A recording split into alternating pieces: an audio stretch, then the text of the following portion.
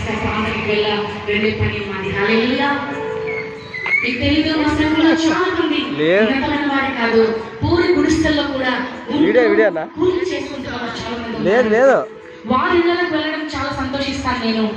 ప్రతి ఇంటికి వెళ్తూ ప్రతి గృహానికి దర్శించడానికి దేవుడు ఎంతగానో సహాయం చేస్తున్నాడు.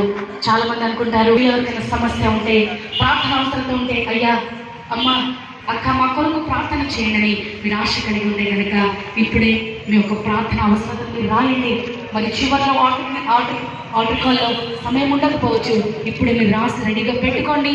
ఇక్కడ బ్రదర్స్ మీకు అందుబాటులో ఉంటారు, వారికి మీ ప్రార్థన అవసరతలు తెలియచేయండి. ఖచ్చితంగా మీ కొరకు ప్రార్థన చేస్తాం. వీలైతే మీకు కాల్ చేసి మీకు మాట్లాడడానికి కూడా దేవుడు చాలా భారం ఇచ్చాడు. అక్కడ అనేక వేల ఆత్మలకు మరి సేవ చేసే కృపనిస్తూ ఉన్నాడు. మా ఉద్దేశం ఎక్కడెక్కడో సంఘాలు పెట్టాలని కాదు, దేవుడు మాకు ఇచ్చిన భారాన్ని నమ్మకంగా నిర్వర్తించాలని. హల్లెలూయా.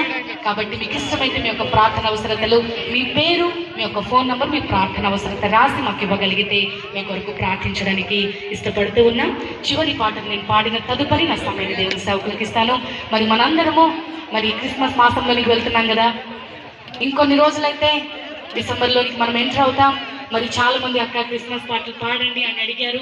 మీ అందరి ఆశ మేరకు ప్రభునామ మహిమార్థంగా నా యేసయ్య మహిమ కొరకు ఒక్క పాటను పాడి మనందరం ఆరాధనలోకి వెళ్దాం. ఇది శుభోదయం, క్రీస్తు జన్మదినం, ఇది లోక కళ్యాణం అనే పాట పాడిన తదుపరి మనందరం ఆరాధనలోకి వెళ్దాం.